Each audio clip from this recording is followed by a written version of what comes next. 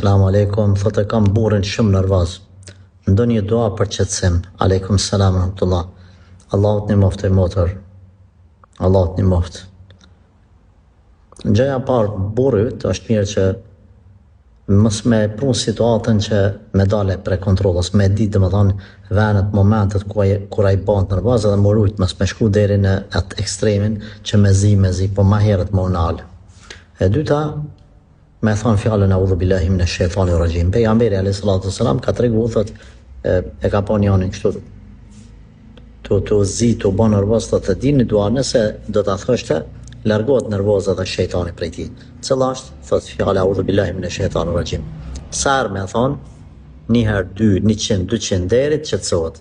Pastaj nëse s'ka vdes, le të çohet, le të marr abdes. Le të çohet, le të marr abdes. Ha? Nëse ka vdes, le të fal 2 rekat. Momentit të nervozës le të ikë, domethënë që mos me pëlqit. Pejgamberi sallallahu alajhi wasallam po ashtu na ka mësuar thotë dia mirët me ose arrihet duke e shtu dijen.